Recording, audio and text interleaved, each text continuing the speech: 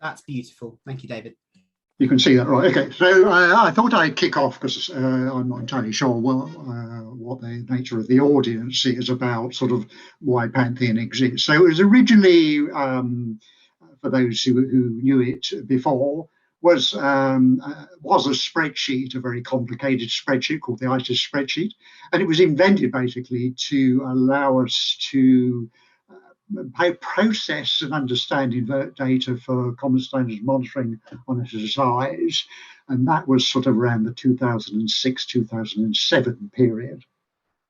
The late Derek Lott, who was an excellent coleopterist, who authored one of the stuff-lined keys, built the assemblages based on numerous data ordinations, which he did, and some of those were paid for by Natural England. Some of those were effectively donated data sets. The spreadsheet, for anybody who knew it and loved it, was clunky, often broke, and was taxonomically illiterate. I spent my life trying to repair it, and we eventually decided that it was better to try and move it to an online database because of the flexibility. There's only so far you can take a spreadsheet, realistically. So it was ported and developed by John Van Breda using the Indicia toolkit, and sort of launched in 2018. We decided to go with the Indicia toolkit in part because it already existed, and it was easier for John Van Breda to build the database on top of the existing platform. This, pragmatically, we couldn't have actually afforded to have done it from scratch, and so it did piggyback on existing technologies. And you will be familiar with Indicia from things like iRecord, so it has a sort of shape and feel of that. It's a joint project between BRC and Natural England, which is good. So the BRC data guys maintain it, keep the mice out the servers. Martin Harvey has been really useful and very helpful in curating stuff. He and I were doing some stuff the other day, and Hannah Dean and David Roy have also been in there in the past. I currently have a contract with John to do some more work, and I'll run through that as and when, really. So I thought I'd sort of explore what I call the sort of philosophical base. So Pantheon sidesteps what I call death by Latin. So we all have hard drives, cabinets, books, reports, you name it, big long lists of Latin that people have given us in surveys of nature reserves and wildlife sites and consultancies and stuff. And the lists are very long, and some people try to convince me that their list is long and therefore it's important, and I don't really care. And sometimes you get some sort of slight indication of what the list means. People might annotate perhaps some of the rarer species, but basically it means very little to most people. It means quite a lot to a few people, and there's quite a lot of people who will know particular bits of the list. But generally, the list, the death by Latin, has had its time. So Pantheon seeks to place a species within hierarchical habitat frameworks. So it tries to make some sense out of all the noise of the Latin. It's a bit Goldilocks-like, so it forms or tries to find an averaging position. So it's not too precise, and it's also not too broad. Previous attempts at trying to do this stuff, and I know of at least two, have to some extent founded on being, I suppose, confused by the amount of detail of what inverts get up to, and they get up to an awful lot. As such, I suppose, because it is a bit of a sort of Goldilocks porridge thing, it probably disappoints some people at some time, but hey, that's the nature of life. Its power, from my perception, lies in its assemblages, and I'm pretty much convinced, although people sometimes disagree with me, but hey, it moves entomology to a space comparable to botany. Now, I know the botanists have been at this for a very long time. Before this talk this morning, I was looking at the Braun-Blanquet, his classification in the 30s. My first job in the Nature Conservancy Council in North Wales was was using the Ratcliffe and Burke's upland vegetation classification, and now, of course, many of you will be familiar with the NVC, the National Vegetation Classifications. So the botanists have been putting their plants into sort of frameworks and assemblages for a long time. So it's taken us many decades, but I like to sort of think we've sort of now got there. We might not have exactly caught up, but we've certainly got close. Not all assemblages that are out there in the wild are in Pantheon. It does some quite big ones, but it certainly hasn't got them all. But then they are expensive to pin down.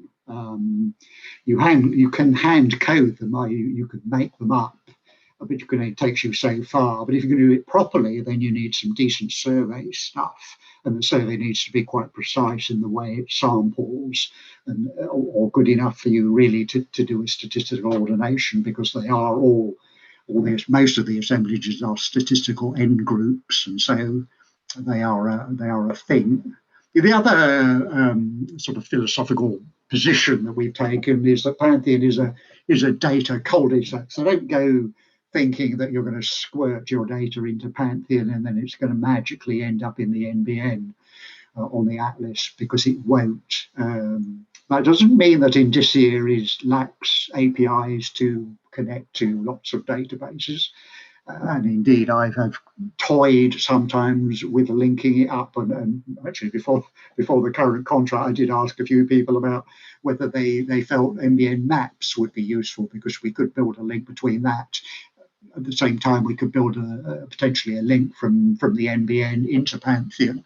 But currently it doesn't. So it is pretty much a data cul-de-sac.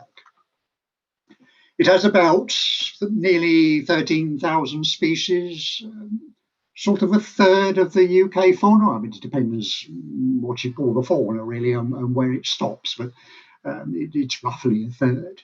It covers mostly widely sampled species and families.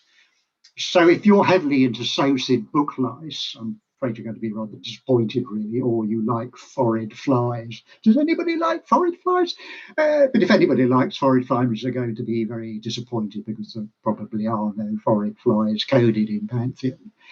It never, at the outset, had a vision of covering all species or genera, or indeed families, in the UK, in part, as the last point makes a point of, that you have to be able to say something meaningful about a species to qualify it for inclusion. So you have to be able to code it, you have to be able to attach decent amounts of information to it that places it in the Pantheon, if you will. And a lot of species you don't have that information for, or you understand bits of their ecology, but there are yawning gaps, and so there are issues. So it basically goes down the line of tackling most of the things you would probably tackle if you were doing a fairly typical survey, either for yourself or for a client, or as part of a work for a wildlife trust. So that's sort of where it's pitching itself.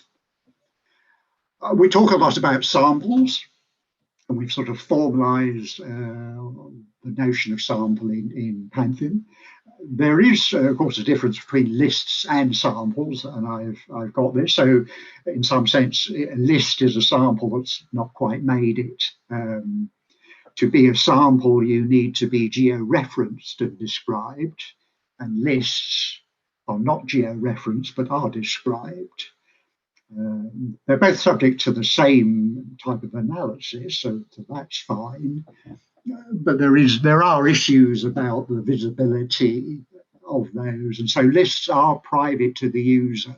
Samples, like the ones you see on the home page of Pantheon, are in some real sense public and freely available, whereas the lists are user private. And you may well keep your data as lists for commercial and confidence reasons. You may be working for a client who may be just about to be launching planning an application, for instance, want to keep their samples and their surveys quite restricted. You may regard the data is to some extent secret, or it may be that it's third-party data, and therefore it's not up to you to publish it as a sample because it makes it freely available. And indeed, most of the information I deal with, which is given to me either internally in Natural England or by various routes into Natural England, is third-party data. I don't own it.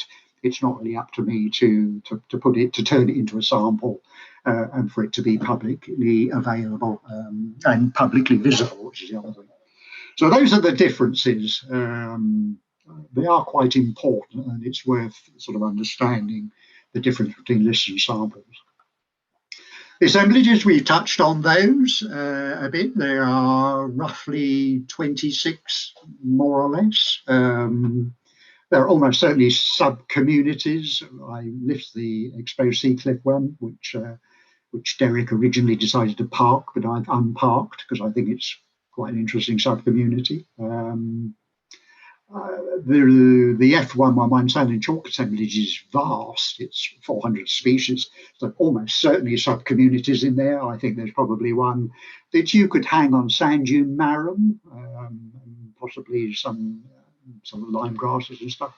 So there's some work that could be done there. I think species is a dirty word in assemblage land. You tend not to, or you shouldn't ask about species when you're talking about assemblages, and I've raised the point there, but that you don't try and unpick MG5 meadow communities. So why would you pick F112 short sward invert assemblages?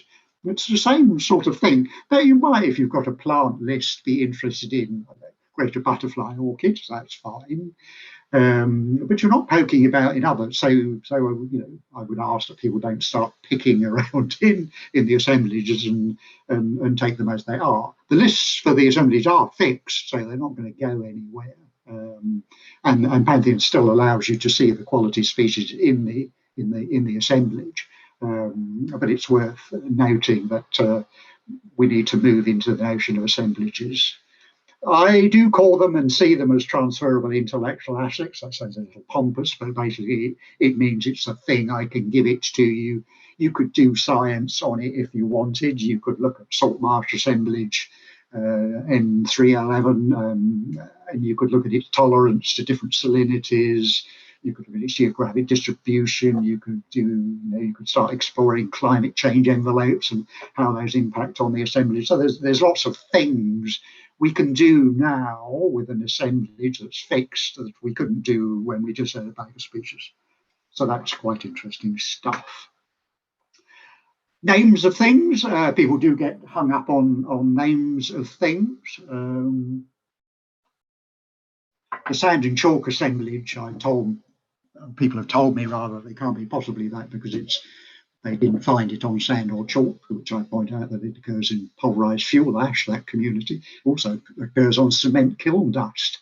It also occurs on derelict power station footings full of cadmium and lead and asbestos. So don't get hung up on that name. In the same way, the Scrub Heath Moorlands assemblage occurs just outside Basildon, which you probably don't think is Scrub Heath or moorland. In fact, the consultant we employed to do a survey there actually rather downplayed Scrub Heath moorland and really didn't make anything of it until I made it an SSI feature there because it's really quite interesting. We have, that said, not being bothered or getting hung up about names of things. Even I was finding it difficult to entirely relax with the notion of peatland when we were talking about Oxycera soldier flies, which like really sort of base-rich calcareous system. So we have recently changed peatland to peat and sedge peats to reflect the broader pH status.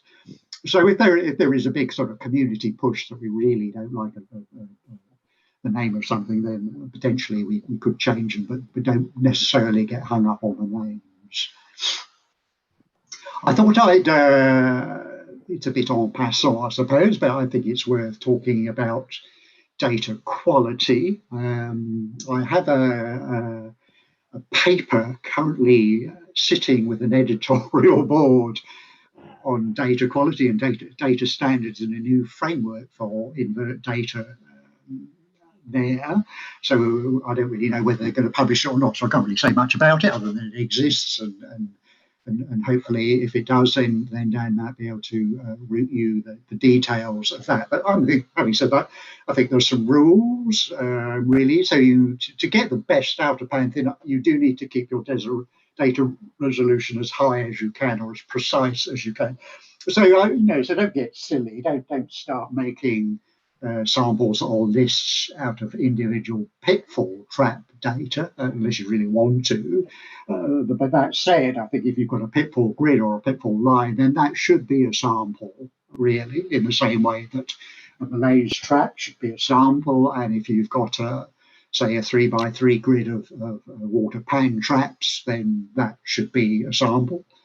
There's a moot point, I suppose, but it's quite interesting that if you've got a vane trap on a veteran tree, then you might actually consider that should be a sample, because it's quite likely that it is sampling that tree, and therefore you would want to know that. So that's quite important. I generally find that site inventories are vile. This causes all sorts of consternation of people who like them. I find site inventories particularly useless. People try to convince me that big long lists are more exciting than other lists.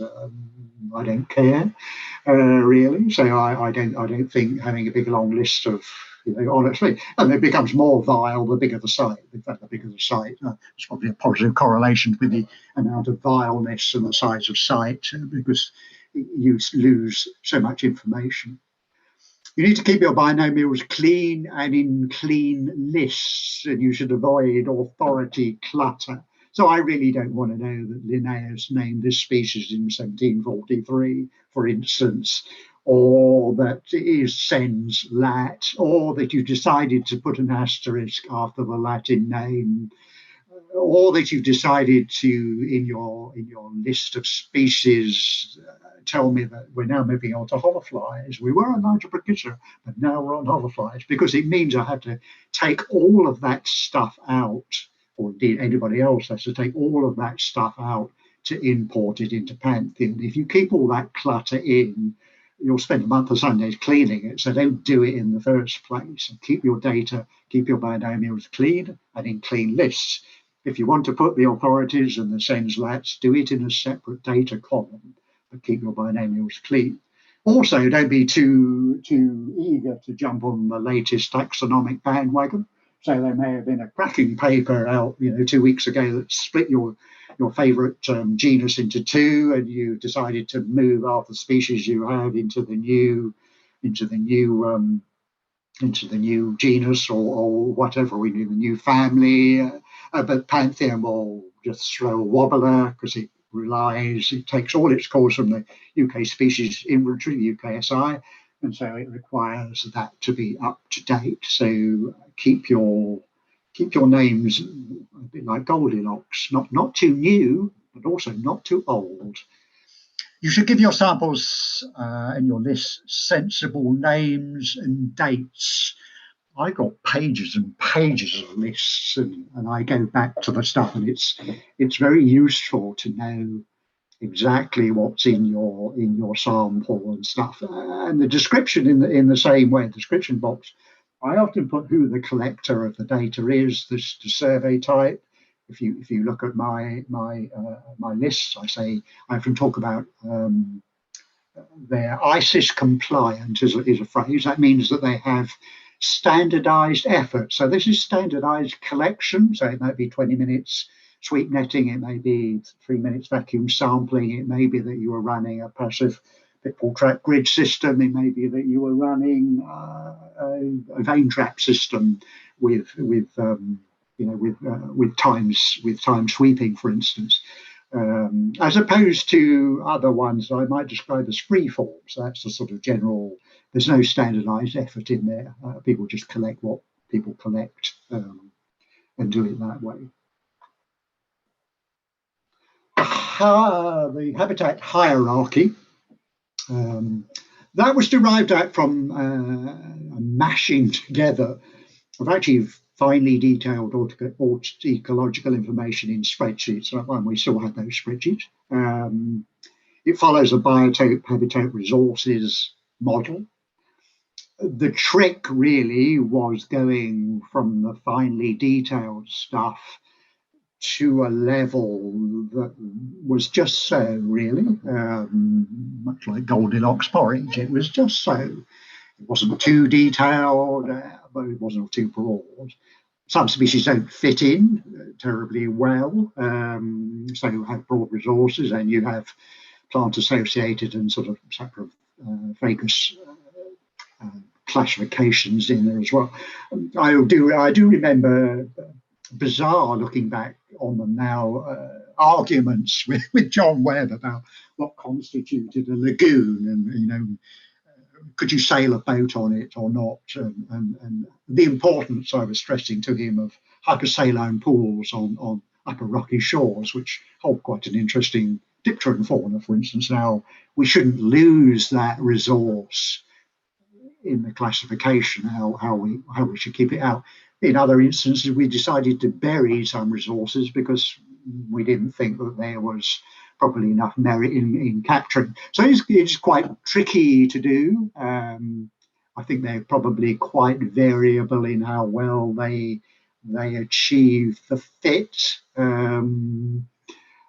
That said, we probably won't greatly change them. The bibliography, if you've ever minded to look into it, was not an exhaustive list, but was exhausting. It was seriously difficult to code nearly 13,000 species, so I'm not greatly minded to do more on that. But that said, if you find what you regard as blatant errors, and I have to shout out to Tristan Bangkok on this point, because Tris is always really good at giving me errors that he's found, although we imported a very sound Section 41 priority species list, something has gone awry, probably as an update of the UK SI. So we do occasionally find species that really aren't Section 41, so we don't quite know how that happens. So, but if you do find errors, then please do report them, because with 13,000 species, it's not easy to find them. You want us in Pantheon, we have the habitat scores page. That's all I know whether I like calling it habitat scores, but I've never really come up with a better title, really. So there are sort of measures of quality, which data mine your sample. They're roughly split into sort of conservation concerns, so your IUCN threatened categories, your GB rarity categories, and then we did raid a whole gang of English nature habitat fidelity reports. Andy Godfrey did some of those. I think Andy did the one on seepages and calcareous grassland, if I recall. I think David Boyce did one, David acid pasture, or I can't remember now. But so there were a gang of those. So we introduced those measures. It's not particularly hot on aquatic measures. So things like the British Working Party stuff, it doesn't really tackle. This year we are introducing, I've just let the contract with John, the Conservation Community Index, CCI. I know colleagues in the Environment Agency use that a lot. So that's going live in Pantheon. That should be up before next March anyway, because that's when the contract ends. I also reminded myself earlier that I've introduced the flow regime in rivers metric. That was Extensive's work, so there's a flow classification system in there. So we're moving towards aquatic stuff. The thing I was particularly keen on and wanted to introduce for a while was the salt marsh fidelity index, because we're very conscious of sea level rise, coastal realignment, climate change, all those impacts. And so we are here in true EU fashion importing the Badensee Salt Marsh Fidelity Index.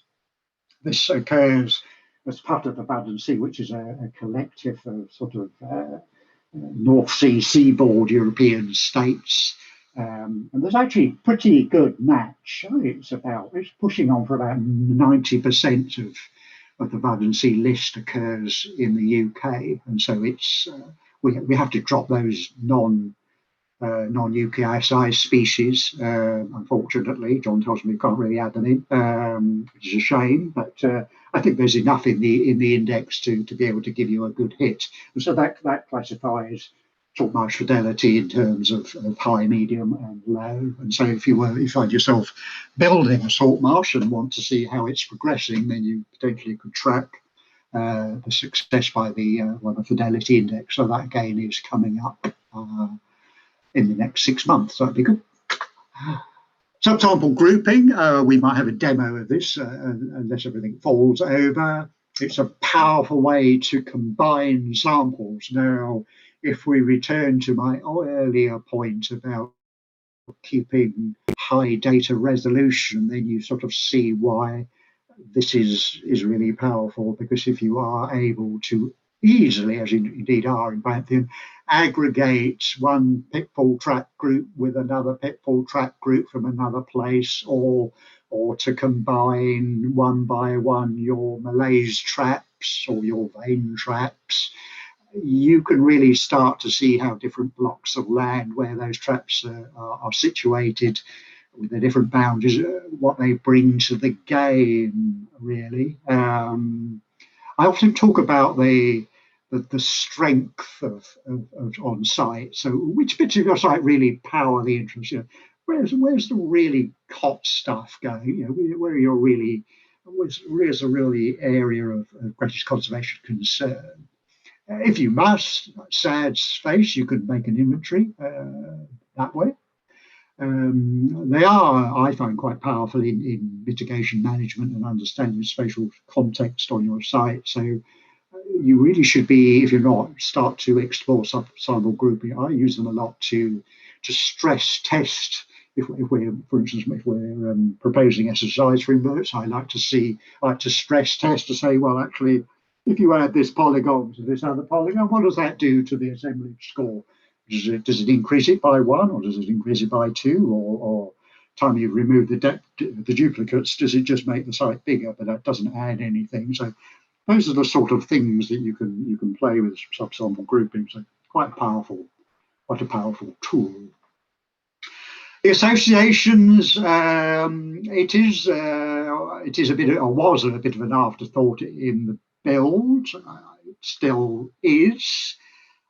It's one-to-many approach.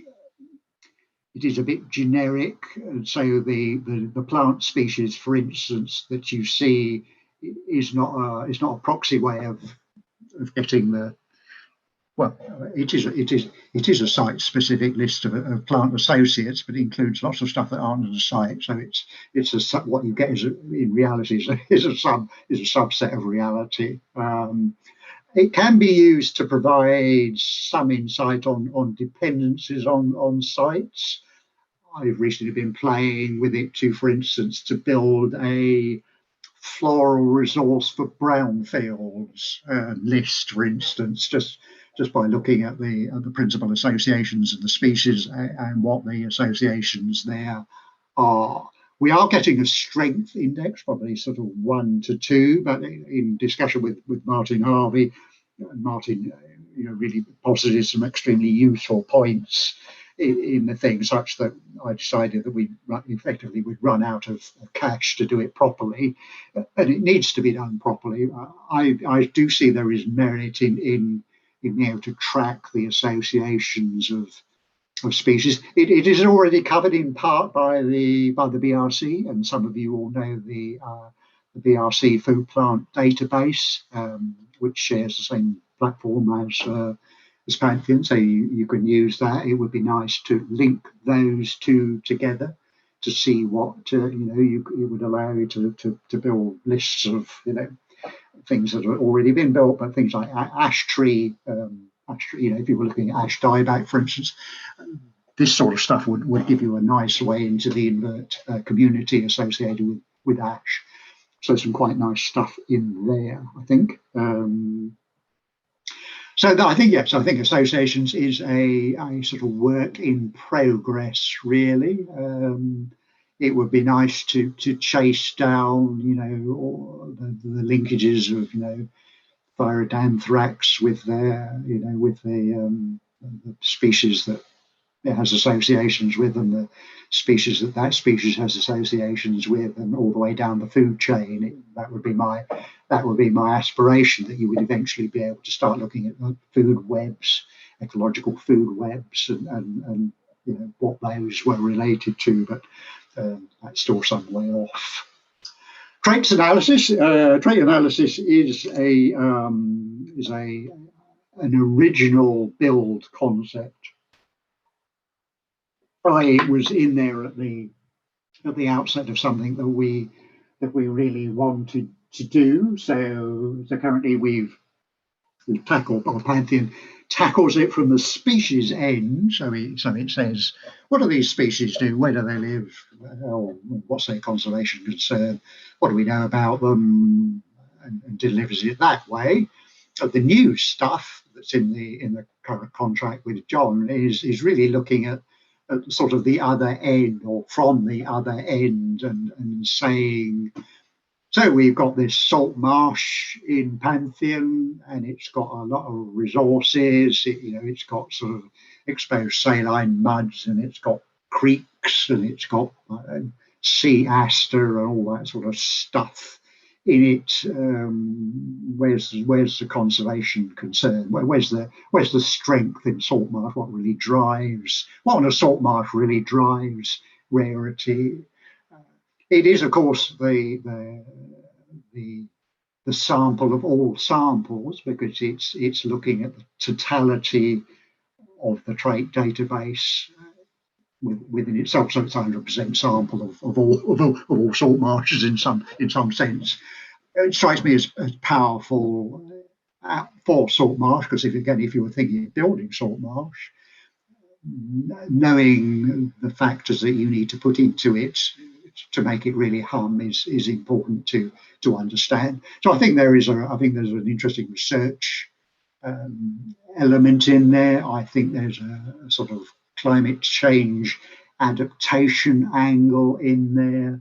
There's some interesting stuff you could look at on uplands and some of the resources in the uplands, and linking that to climate change and drying impacts, where clearly in the UK at least, the eastern uplands are going to be considerably drier than the western ones, even with drain blocking. And so there's some interesting stuff in there about can we look at the resources. So that's sort of where that's going.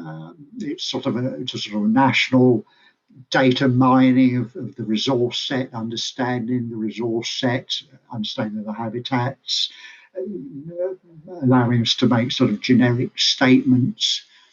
It's still difficult to know where this could take us, really. It's quite interesting stuff to see where this might go, and what people might do with it.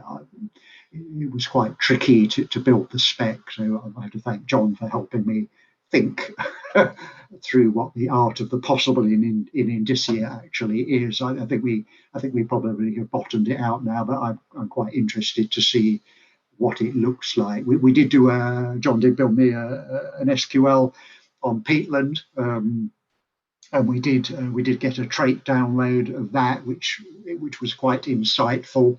I'd originally proposed to John that we would need a separate layer, because my concern was that we'd end up with so much resource noise that we couldn't really make any sense of it. It was just going to be a hell on earth, really, and it would just confuse the user.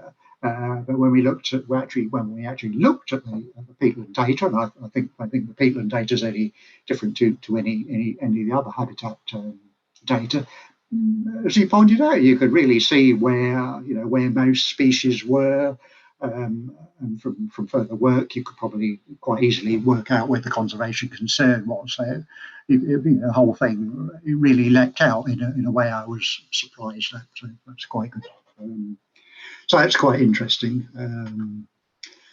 We have throughout, not that we've done many improvement contracts as a matter of cash, but we have tried to improve workflow improvements. So these are small things that make more things happen, or things that are just basically annoying So previous things were like adding sample names to list reports. So originally, if you had a list, it would give you a very long code number, which meant nothing to anyone at all. So I asked John to put the sample name on the top of the list. So that was quite helpful. In the same way, if you had a big long list, you got to the bottom or you were at the top of the list, you had to go to the bottom of the list to move your list on. So we now have tab access at the top of the list as well as at the bottom of the list. And habitats score hyperlinks revealing the component species, again, sort of little things like that. So we've got more, there are some more tweaks coming in the current contract. We're hyperlinking conservation concern category lists. So if it tells you there are 6 endangered species, you can see quickly now what they are.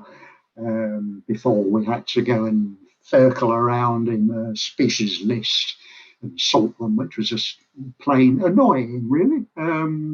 Add site names to sample reports, because I noticed that those still had wacky codes, didn't mean anything to anyone. So those again, and indeed the admin page is giving an option, for instance, to edit the SQI value when changing species status.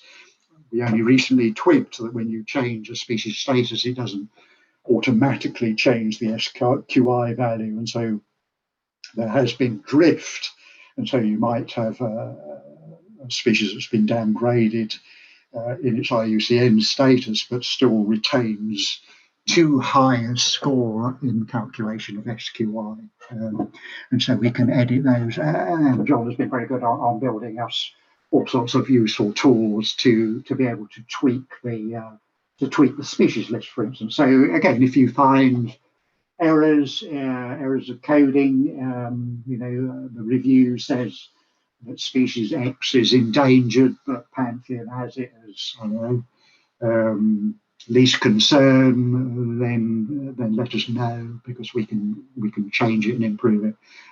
So as I say, it's quite difficult to do this stuff without seeing it. So that's sort of that bit, really. David, before we jump over, can we? We've got a few questions in the chat. I didn't know. Oh yeah. No, get over it. I'll slurp some water. That's absolutely fine. Olivia, do you want to field these? Yeah, I can go through these. I think we've had 3 come through so far, David. So Paula asked, is there a reference text for invertebrate assemblages for different habitats? That's an interesting question. There is which I don't think is, or is it?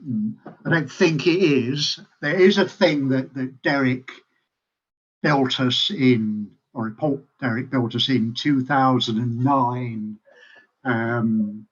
which lists the assemblage composition. You didn't really touch on the habitat as such. It shows you that it gives you a pie chart of the assemblage composition. It tells you where the ordination samples were derived from, so that's quite useful, because if you have got a big site, it might be that your original site was part of the ordination so it becomes circular that form the assemblage. Not really. It doesn't know. There isn't really a. I don't think there can be. There isn't really a habitat to assemblage list per se, in part because they occur they're often cross-cutting, so it's especially the things like the sand and chalk assemblage. That it would be better if the sub communities were in existence, because then I could point you to the sand dune sub community of F111. So there is no, I would say there is no overall linkage, but we could certainly put up that 2009 synopsis. I use it quite a lot. It gives you useful things like telling you when you can sample, for instance, and what the default threshold for SSIs is. We could do that, but there's not a sort of blow by blow habitat contains X assemblage. It might or it might not would be my answer, because you can't guarantee. Depends how it's managed and where it is, really. Long rambling answer, sorry. That's fine. For everyone who wants to sort of see anything that David is referring to later, what we'll do is we'll get a list of links to any papers or anything that he's referring to now, and we'll ping them through afterwards. Olivia, you got some more for us? So yeah, second question came in from Bob, and it is: are soil invertebrate assemblages included? No, but I want them to be. I have had discussions with Matthew Shepherd. Matthew's our soil ecologist in Natural England. Matthew is quite interested in it. I'm quite interested in it. We haven't got a list yet. I think fair to say. I think when we do get a list, it will be made of big and well-worked things. So one could imagine probably collembola and earthworms and pseudoscorpions, because pseudoscorpions are cool, so we should have had them in Pantheon anyway, just because they're excellent. And probably soil millipedes and centipedes and stuff. So we do want to, we have had discussions with Matt on that.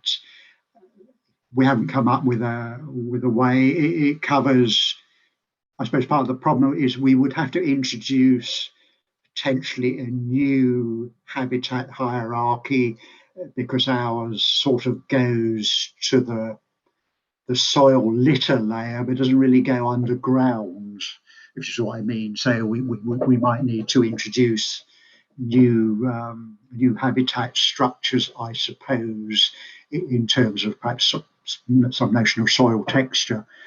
We've got some very crude stuff on is the site sandy, for instance, but it doesn't really detail the soil structure, which Matt tells me is important. So it is an aspiration. Soil ecology is an aspiration. It would be nice to do, especially when you get pseudoscorpions in, because they're just so cool.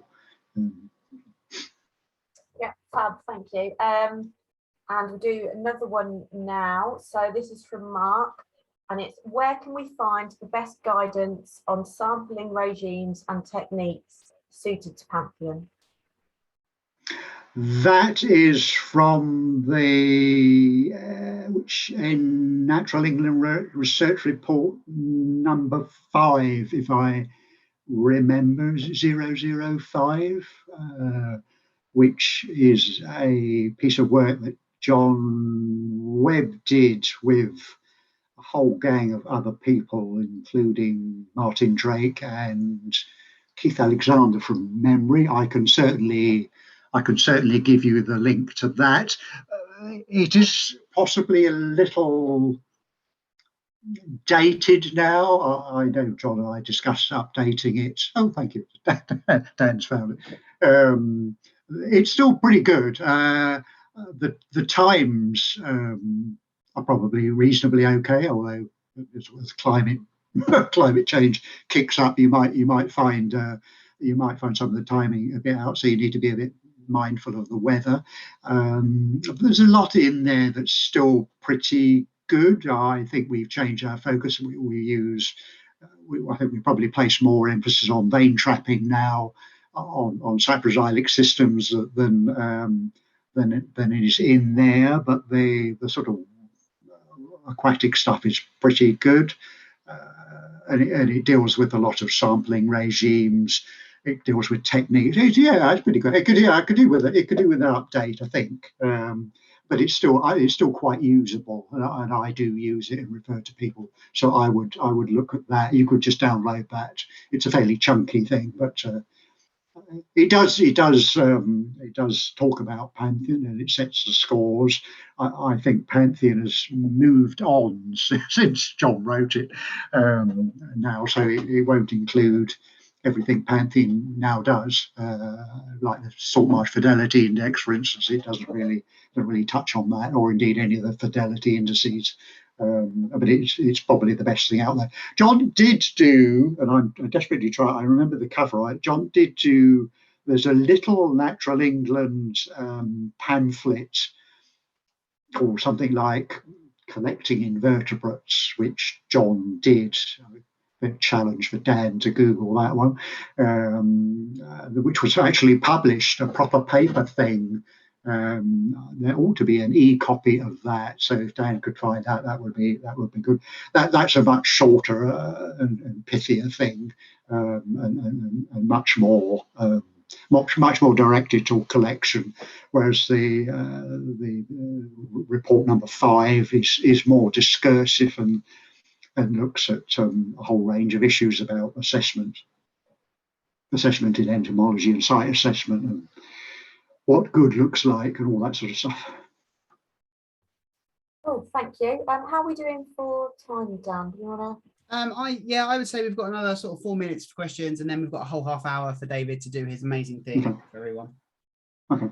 Okay, so next up, a question from Alistair.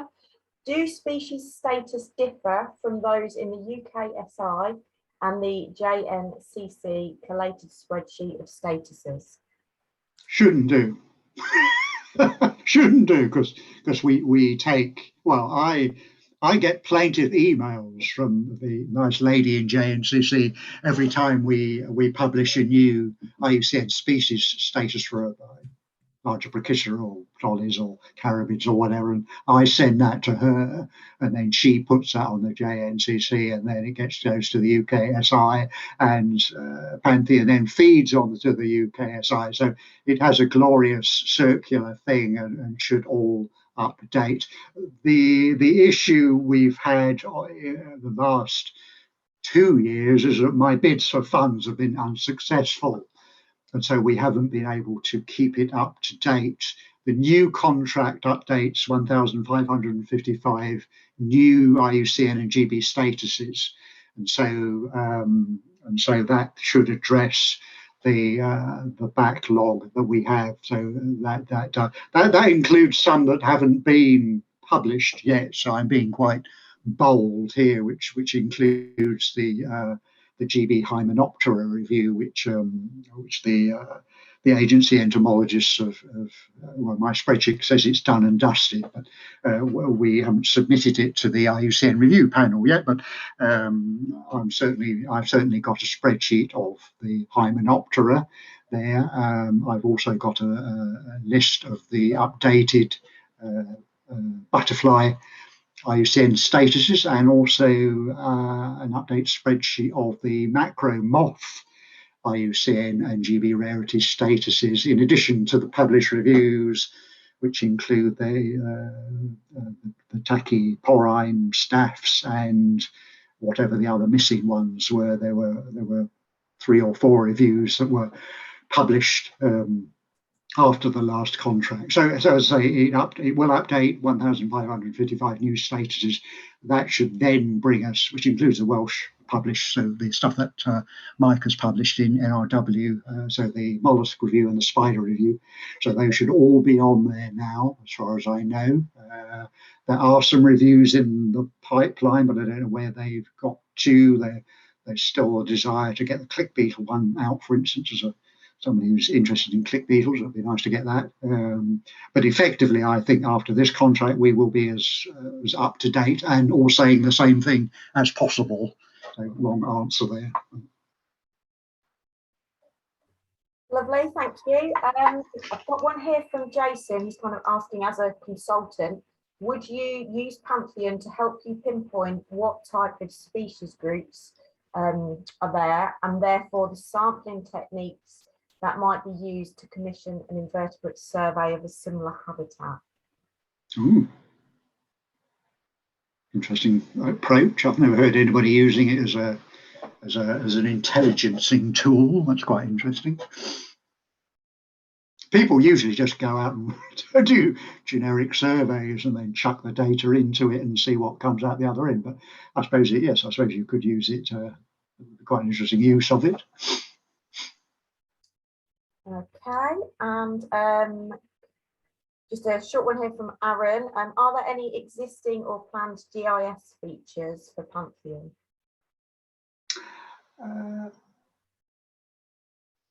Sort of.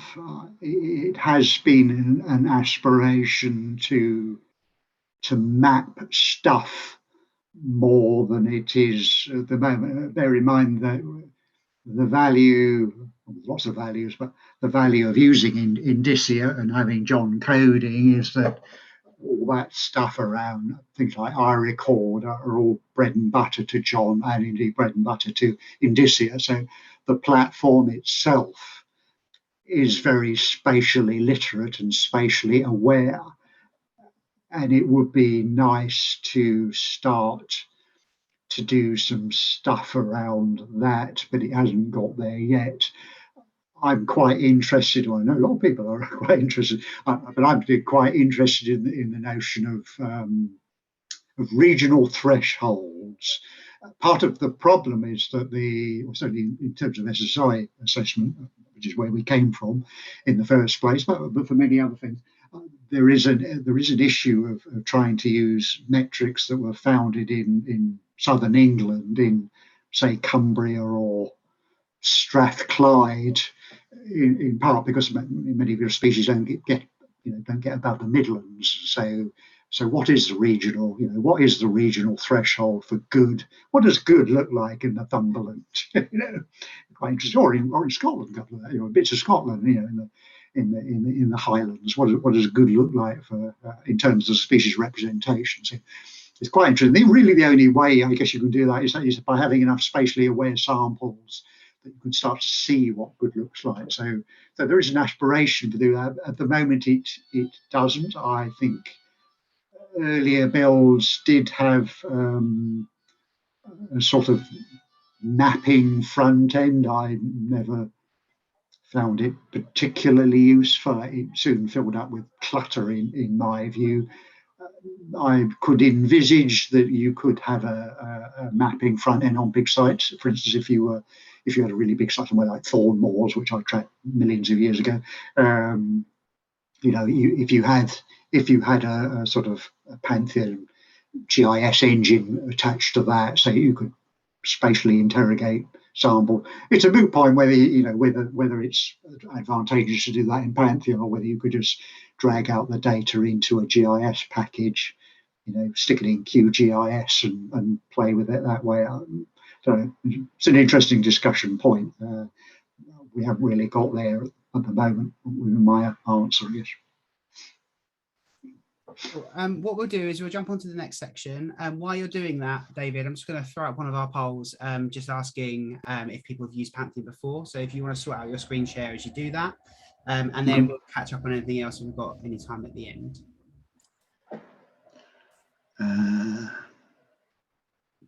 So here we go. So that should appear. I should have fixed that. So have you used Pantheon before for any of the following? You select any ones that are appropriate to you guys. It's all anonymous, so we can't see. We can just see the final results.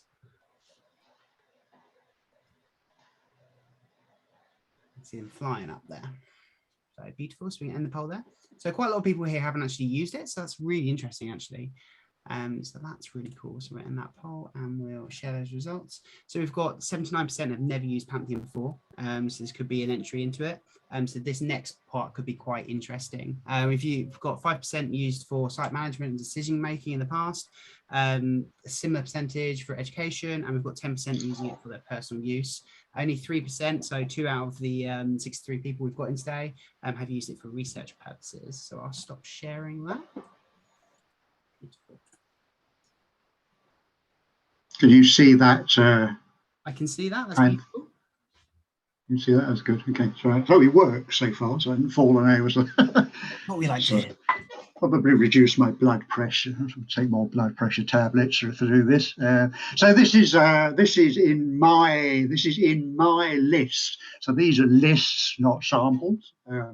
So they are not geo-referenced, but you can sort of get a view about what they are really. So this data set that I've chosen here is some stuff we did, or we've got David Gibbs and a few other folk to sample for us.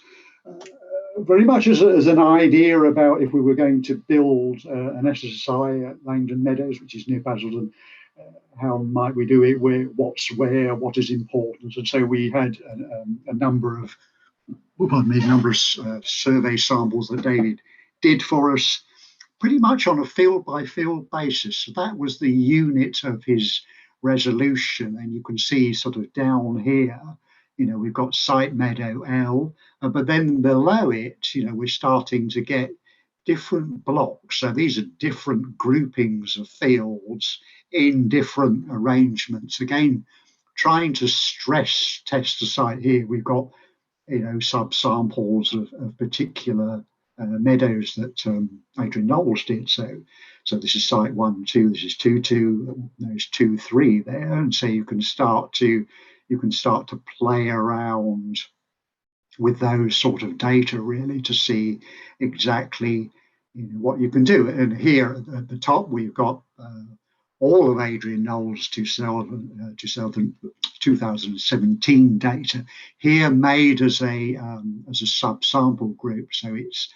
list. If you ever see list created by combining, it's a subsample group. So this is taking Langdon Meadows 1, adding to a subsample group, Langdon Meadows 2, 1 subsample group, 2, 3 subsample group, and 2, 2, and you end up with this. List. So it's very easy. You basically hit that, and at the top of the window, it comes up on that tab there, and then you can play around with it. So that is immensely powerful. I use it all the time. I would commend it to you. It's a really good way to go.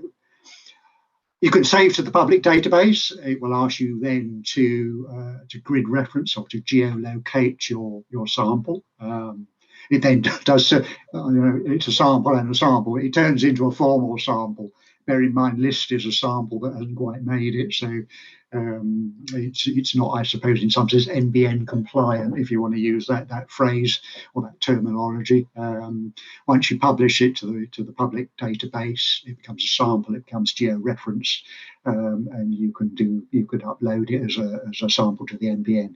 You can't with a list because it doesn't, it's not anywhere. Bear in mind, you should try, as we said before, to try and give names to things, desperately trying to follow a sort of thing here. There's little bits of text here about who's doing what. Mark Larter's done some stuff. There's lots of stuff from David Gibbs. So you can give your samples useful names. Do give them useful names.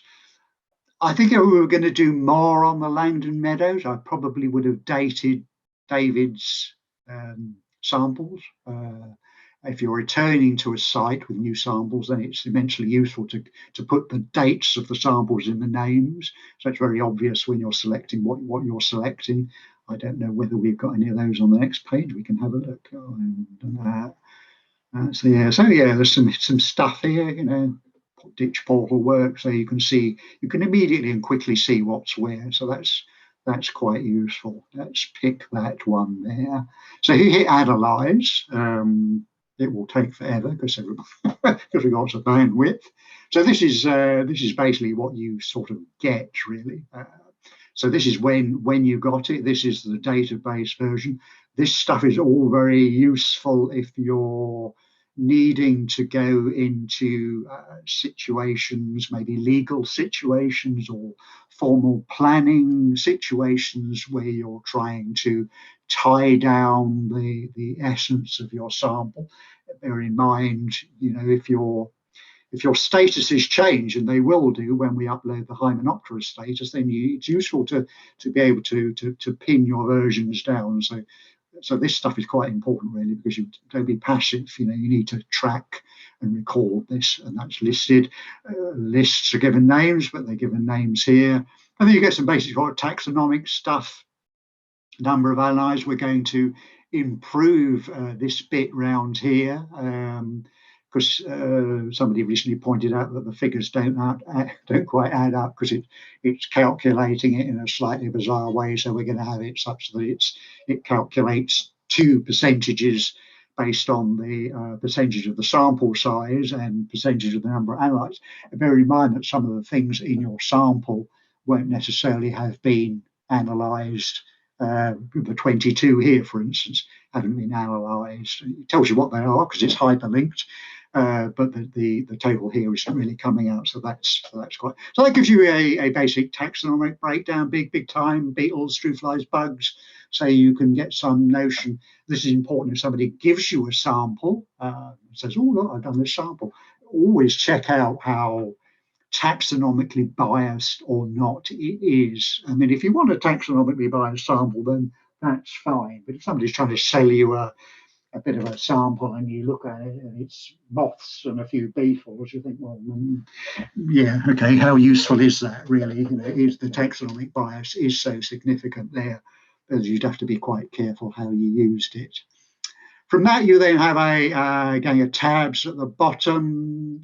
You can do all sorts of things, combined summary. So these are reporting things. I'm not really bothered. The species list is a species list. So, hey, you can sort as you will. Herding guilds returns you sort of pie charts of, if you go to the pie charts thing, it gives you pie charts of sort of how many predators, herbivores, insectivores, whatever's in your sample. They can be sort of potentially quite fun. You might be able to do some interesting stuff about changes in guilds, potentially. Species lists we've dealt with. You get 245 pages. You could lose the will to live in that list.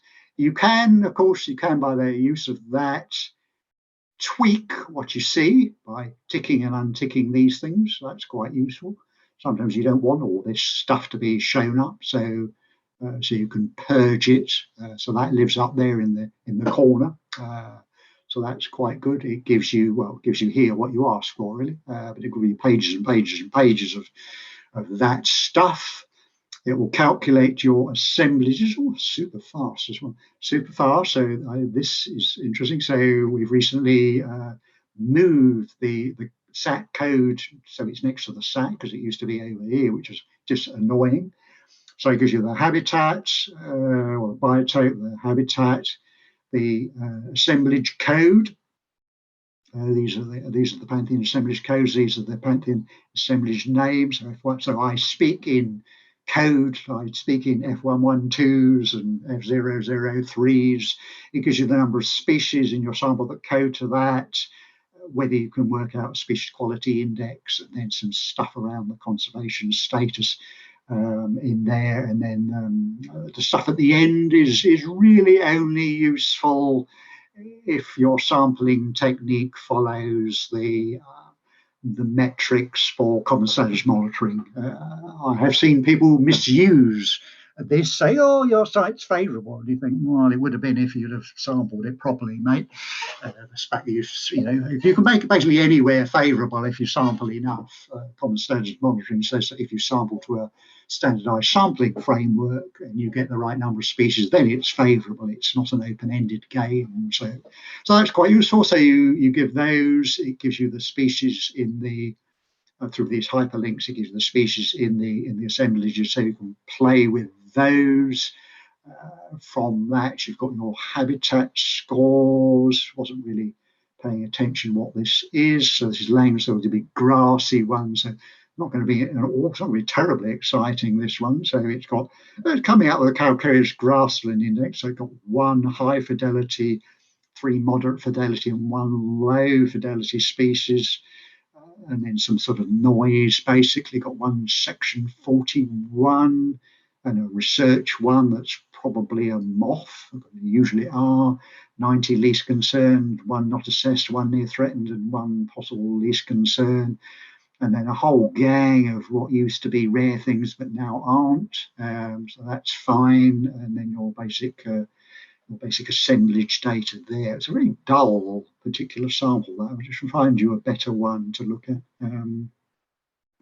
But in the meantime, since we're in grassy places, we can look at their hierarchy. So this is, again, this is drilling down into habitats resources, but from a species end. So we're looking down the species end of the pipe.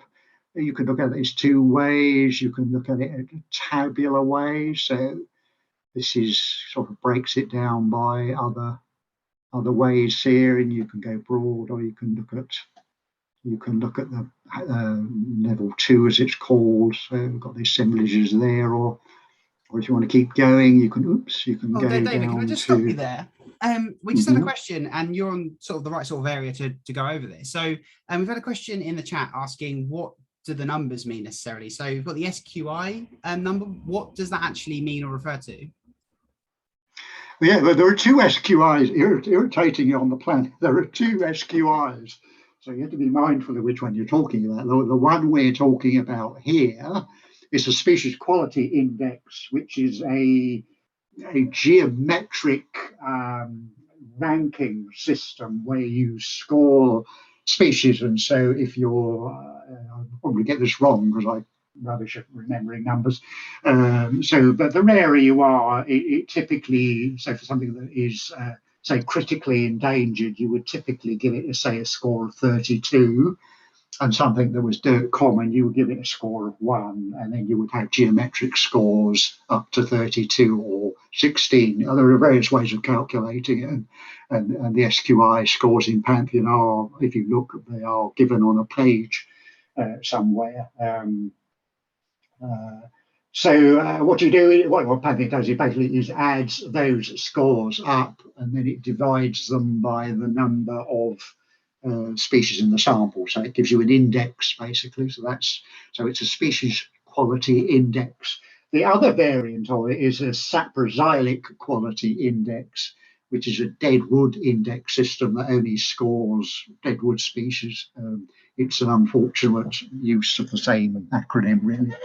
You can't really use SQI, species quality index, if the number of species in your sample is too low. So if we go to this table and we're looking at soil humidity, if you see this sort of warning red triangle thing, it's saying that if your SQI has only got 15 species on it, it becomes a bit flaky, because the smaller your sample size, the greater the weight one rare species has. So if you imagine you've got 10 species and one of them is adding, say, 32 to your score, it unbalances. So you really need quite big samples to believe SQIs, really.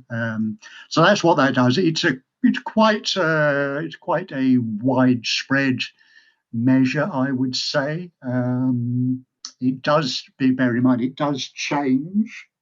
Every time you have a new status review, it changes the score, the SQI scoring regime. And so if you have an SQI score in your site files, for instance, which is the sort of thing that wildlife trusts do, for instance, they've got somebody to work out the SQI for a meadow or something. Don't be surprised if it's radically different, because a lot of the species that were coded up to it will now have different status scores, and so their SQI score will be different. So it is useful to be mindful of that they do change. That is why, in some sense, they are useful, but they have limit in my view, because they wax and wane with the SQI, whereas the number of assemblage species is rather more absolute. They're either there or they're not. If they're not there, then something's happened. If enough of them are not there, then something's happened to your assemblage. Whereas the SQI, well, it bounces up and down. This has not been a great issue over the past number of years, because the species status thing became very outdated. But in the last 7-8 years or something, we've had a bit of a mad push, and have done loads of species status reviews now to new IUCN and standards. So recently, SQIs have been taking a bit of a beating, really, and they've been under a lot of flux. So that's what they are, and they do report. You can turn that off in your reports, or some reports. So that's, if you don't want to see it, then so that's right. So this works this way. If we then go, oops, if we then go back to there, is that where we are? Again, that's one of the ways of seeing it. And the other way, which I poo-pooed when John suggested it, I thought, well, that's a stupid idea, John. But I've actually become rather fond of it. It's quite interesting. So this is an alternative way, which I use actually more than the tabular one. So more fool me for poo-pooing it in the first place, is you have these jolly series of boxes, really. So this gives you the number of species in the different habitats. So we can see from this one, it's mostly open. There's a sort of slight dampness, and there's some scrubby stuff, really. So if you start to look at this, then you can start to drill down. So tall sward, scrub, scoring considerably. It's not a short sward site, really. Not particularly exciting there. So I dislike this. We're probably going to rename this because it's habitats and habitats, which I don't like. I think it's messy. But if we go there, then we can see 102 species in a sort of sward field layer, because it is a field after all. So hey, litter ground layer, soil roots. So to answer the question earlier, we are coding a bit, but it's not deep in the soil. Doesn't go down far enough, and then nests, and then various bits and pieces down there, and you can look at the soil type. Not too much information there. Base status, okay. Soil humidity, sort of. David, can I? It's okay. Can I just stop you there? So obviously we've got a lot of new people in this, and there's quite a lot of technical jargon here. Is there any chance you can just take us all the way back to where we started with our sample? So we had our sample lists. So am I correct in saying, because I'm very new to Pantheon as well, so am I saying that a list is essentially just a list of species, and then they are grouped into areas that we found them? So for this example, we were looking at fields where our resolution, so one field on a site where there were multiple fields would be our unit of resolution. Is that correct? Yes. Yep. Very much so. Yeah. Awesome. So I guess, so can we just pop back to where we were? Because I think everyone's just got a bit stuck, because obviously the majority of people here haven't actually dealt with this before, and there's a lot of things. Yeah. That's fair enough. Yeah, that's cool. And we'll see, because we've got loads of questions about what's happening. So I just wanted to sort of go back to the start, and then we can sort of go over these features. From what I understand of hearing about Pantheon before, is that it's a very good tool to analyze data, invertebrate data and things like that, species data, to tell us what sort of site we have, and therefore how we could maybe manage that in the future. Is that correct? Yeah, or if you're doing mitigation, or you're deciding which is the best bit, or you're thinking about protecting it in some way. So it's useful to be able to understand what's happening on it, really. Okay, so basically what you're saying is that if I had a area of land and I was given a list of or lots of data about the invertebrates that we found on that land, you could plug it all into Pantheon, and Pantheon would say, actually, there's a slight bias towards, I don't know, wetland or acid grassland or something like that, and therefore it might influence the way in which we manage that land. Is that reasonable to assume? Yes, yeah.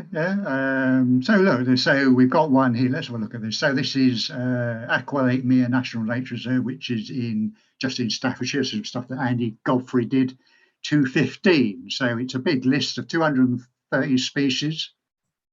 So we know from Andy's a dipterist primarily. So hey, there's a surprise. So it's fly heavy, this sample. So David, while we're at this, because this is a really good example, actually, we had a question in the chat that said that obviously most people who record have a slight bias. Here is a really good example. We've got dipterists, the majority of those. Is there a way in which you can counteract that with samples? Would you share samples with other people, or encourage other recorders to get involved? How would you counteract that? You might, yes. I mean, this is very beetle light, because Andy's is a dipterist. So if you brought this to me and say, "Oh, I've got this really nice sample," I say, I would look at it and say, "It's a bit fly heavy, isn't it?" Really, and we're in Aqua Lake Mere, so this is a wetland. So there's a big mere, a big water body. So are there any water beetle data in there, for instance? And there are going to be a lot of wetland beetles that I would expect to be in there. So Andy will have got all the dolichopodiid flies and the hoverflies and the soldier flies and all that sort of stuff, because flies, but it's not really doing any favours to the beetles. The spiders are pretty woeful as well. We've got 6 species. There ought to be lots of spiders in a wetland. So I think, yes, I would say, well, this is very nice, but we can only take it so far. So what you would really need to hear is somebody who was good at water beetles, or indeed generally good at water beetles, or generally good at beetles, and you would say, well, actually, we need somebody to go to aqualate to do the beetles. One of the key and important things is if you're resampling, you need to try and resample in the same areas. I mean, not precisely, but at least in the same sort of general areas, because what you don't want is somebody's sample cutting across, say, 2 other samples of someone else. That makes it really, really difficult. So you need to keep to the same boundaries. And if your site's got compartments, then sample in compartments. If you find you've got taxonomically biased samples in one compartment, then say to somebody, or direct them, actually direct them to say, here's a sample, here's a compartment map. Please would you go and sample as many water beetles in the mere as possible, or in the reed bed, or in the wet meadow, and bring that data in, and then you could start to build yourself a truer sample. That's quite cool, because actually that means that you can look at data that you've got already, and you can look at the gaps in that data, and therefore maybe push towards a certain, we need this kind of expertise in this area because we're a bit lacking in that result. That's cool. Yes, you need to be mindful of the time gap. I mean, definitely.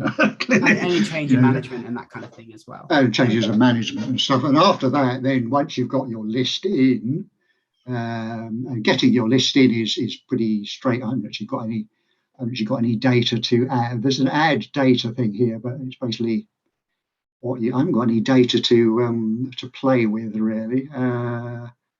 I should have thought about putting some data. Can we just go back to where we were? So I just want to go over some of the buttons on the bottom just to double check and ascertain that I've got the right sort of idea, and hopefully everyone else has as well.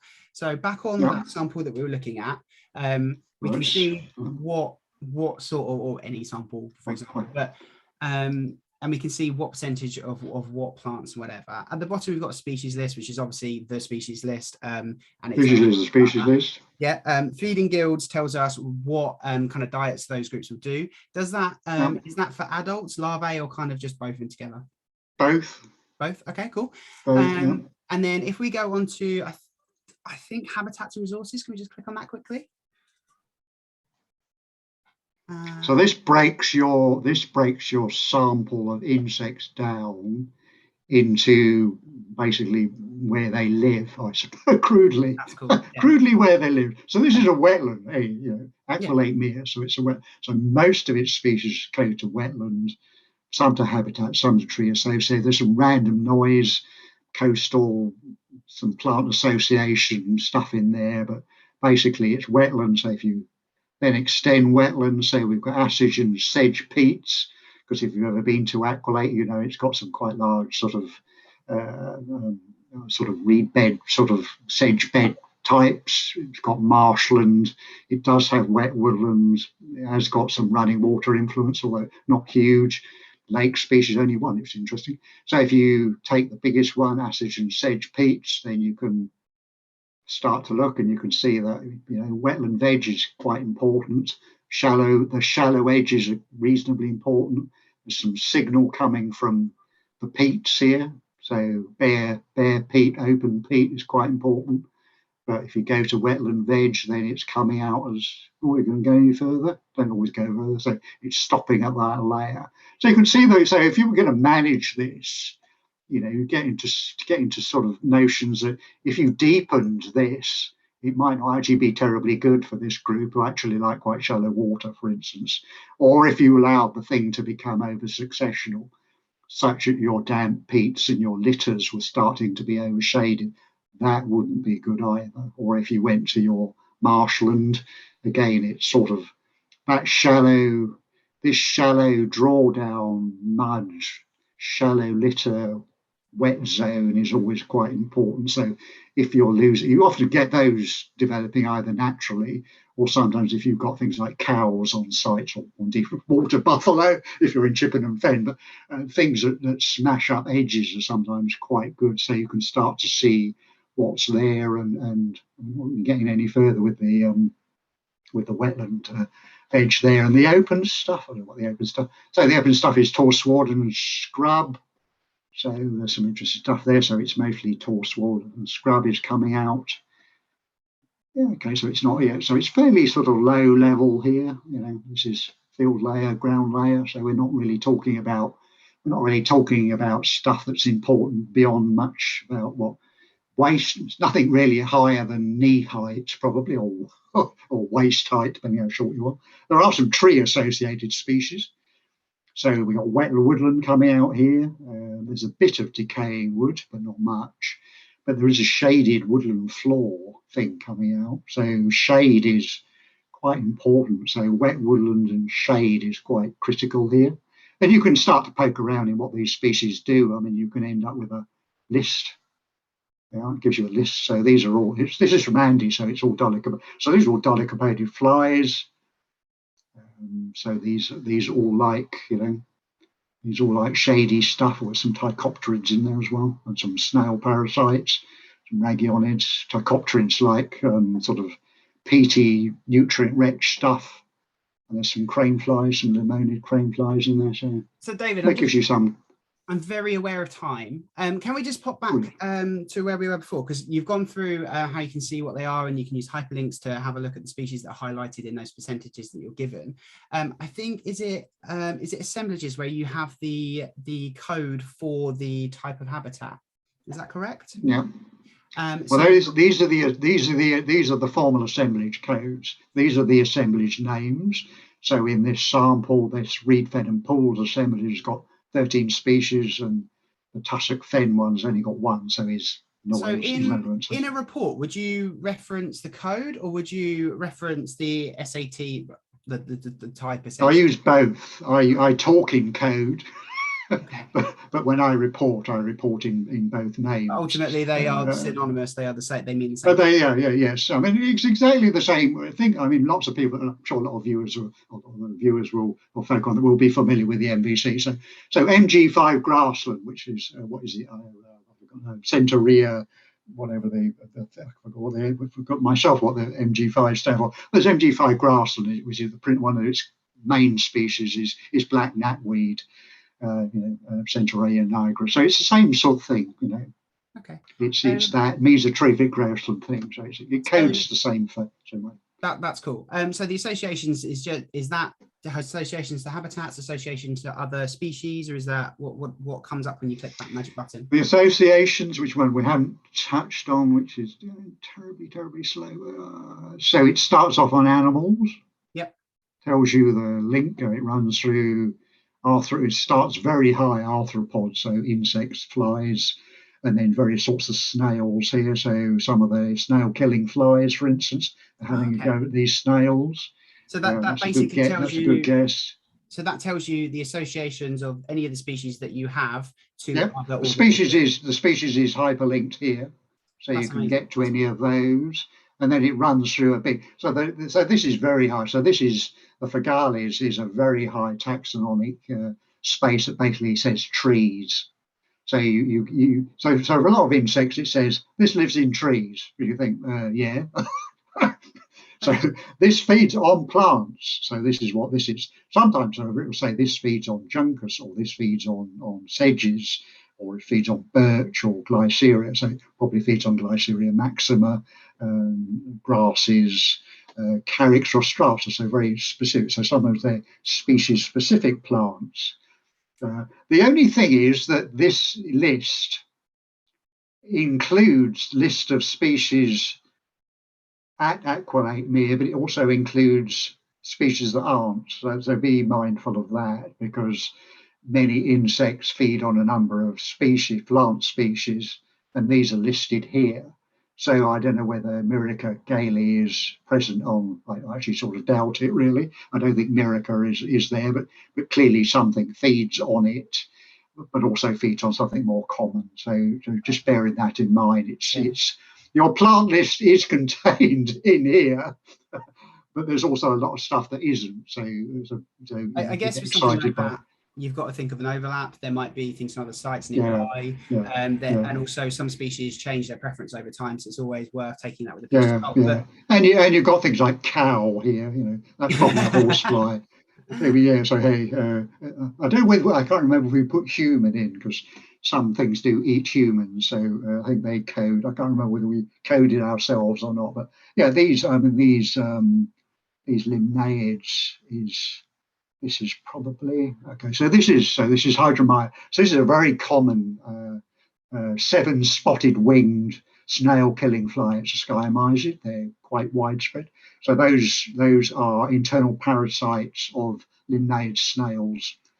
So so if you lose your limnaid snails, then Hydromya disappears. So it gives you that sort of detail in there, and you can look at the habitat score overall. For aqualating, you can see it's got a range. So there's some seepage specialists coming out here. We're getting some very low signal of brackish water, so almost not. Bit of acid mire stuff, and then this starts to give you your conservation concerns. So this is where your IUCN threatened species are, if you've got any. There's only one near threatened, and this is your national rarity list for this sample. So that gives you your sort of typical conservation strength, I suppose, in there. Cool. So play with it. The best thing to do is to sign up and play. So if we go to the home page, right back to the beginning, so you're logged in. So this is when you're logged in, right? This is going to change a bit, but basically, so at the bottom of this list, these are samples. So these samples are publicly available. So why not go to them? I was very pleased.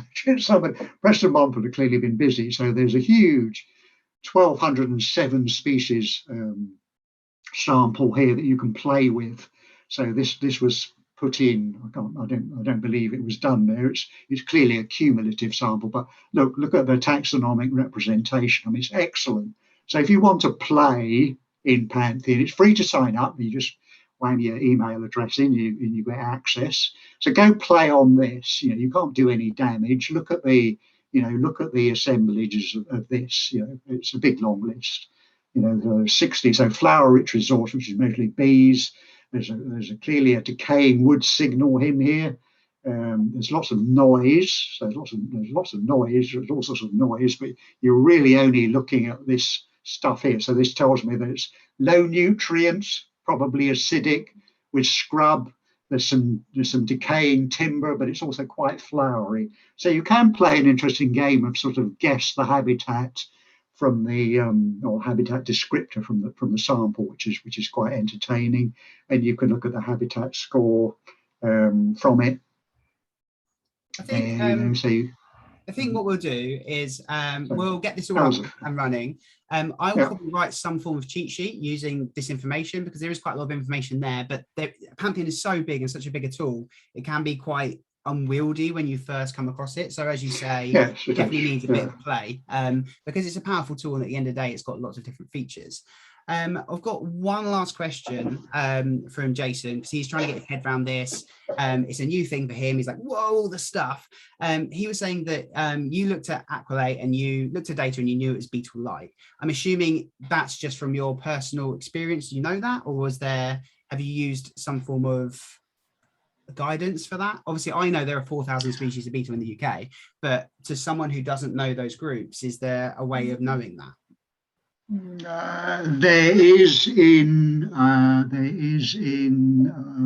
taxon. If you go to data, the species index is in there as well. So there is a thing about species index you should know. So if you're putting, let's do this way. So I'm copying this and I'm putting it back into paste. I'm putting it back in. If you leave a gap and then hit return, it says there's no information available. Even that. So if you're going to look for a species, make sure your cursor is right on the end of the name. That's a particularly irritating feature which we need to sort out. But anyway, that's an aside. But if you go to data taxon groups here, which got the page, so this gives you the answer to that question. So beetles, Coleoptera. So there are 3,848 in Pantheon. Is this all the beetles there are? No. Yeah. There are 7 earwigs in the UK. So in that gives you Pantheon. a rough guide, although obviously those beetles are split up between different ecologies and environments and stuff. Yeah. But if you see a very strong, taxon bias, you've got 100 beetles and 2 flies, you think, well, hang on, this is, it should have a good spread of numbers across the samples, really. I mean, these ones are a bit excessive. Let's go to something a bit more modest. Let's have a quick look at this Reading Uni one, which was put on the other day. So I think this is a saprophyte. Oh, look. So this is seriously taxon. This is just a sample of beetles. So this is probably this is a university sample. So this is clearly what they wanted to do. So in some sense, it's a rubbish example. So. But it's quite useful. What Jason was saying was that, like, he might look at that and go, oh, how does one decide you needed the beetle survey? Because he might think that he sees some lakes and goes, do you know what, I want to commission a dragonfly survey instead. But if you don't have any dragonflies anyway, it's still adding to that data. Is that correct?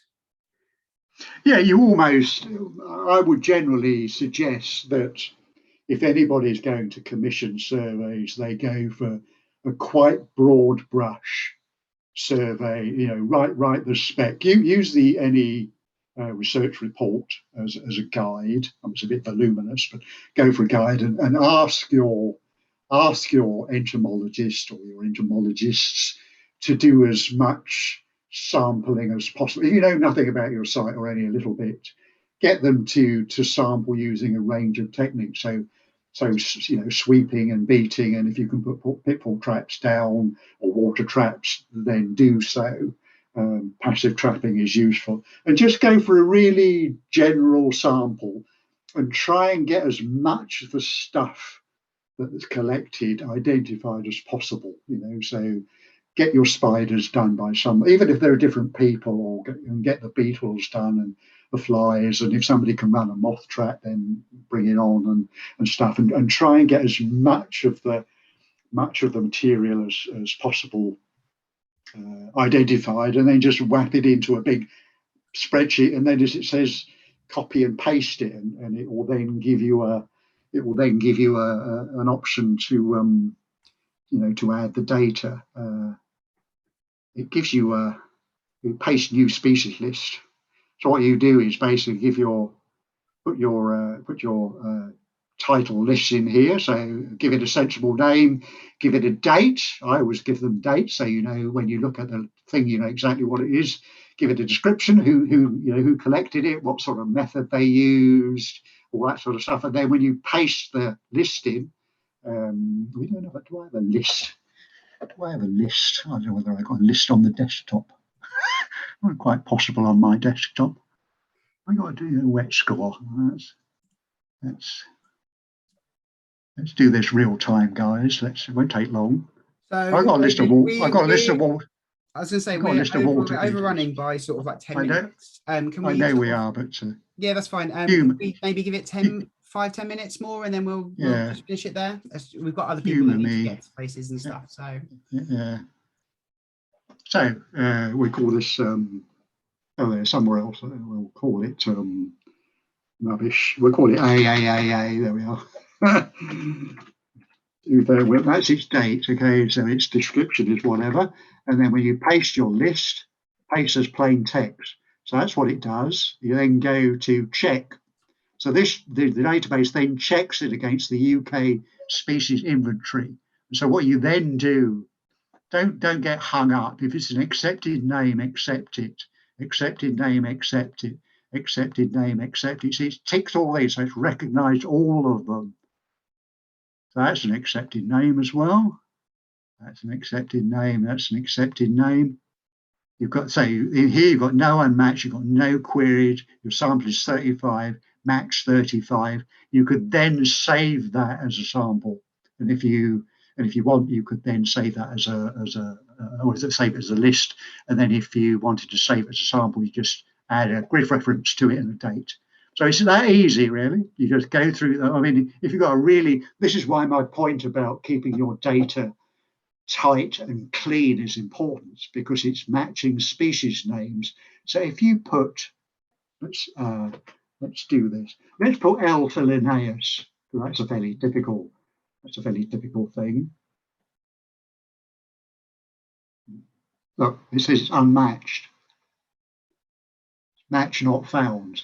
So if you put L for Linnaeus, because your species list is not clean, then you end up with that. And imagine having, as I often do, having hundreds of these damn things with lots of different authorities in, with all sorts of send-like rubbish. You've got to take all that out. You've got to delete this before it will accept it. And then if you recheck it,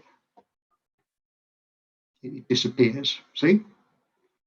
If you've got duplicates, which you will get, so let's make a duplicate. Actually, let's do this. We can do this. So we copy that, and then we'll give it a space, and then we paste that, and then we'll check that.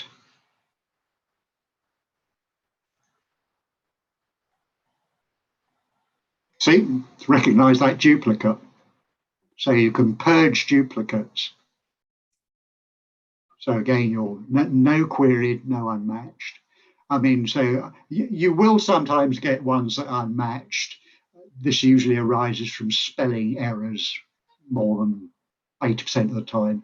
So somebody's spelt something incorrectly, they've flipped to thing is, or the ending is different, so Latin ending is different. They may have ended it in an A, or when it should be a I or something, or they put two I's and it's fact only one. So if you can't bottom something out, just Google it. Just copy and paste and Google it. It'll almost invariably give you the correct one, and then you just paste it back. And you're aiming for total match, total sample, total matched, no query, no unmatched. I mean, if you've got 500 species and you've got 2 unmatched, and you've tried, and you still can't get them, then what the hell? you've got 498 species. David, I'm going to have to wrap this up just because we've got a lot of people that need to go. If you could sum up and give some take-home messages in 60 seconds, what would those messages be? Go. It is get yourself an account. It's free.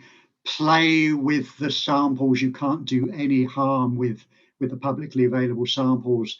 See what it can do, see what information you can get out of it, and then I think just play with it gently, and then try adding some data to your account. You can delete crap, so it doesn't matter.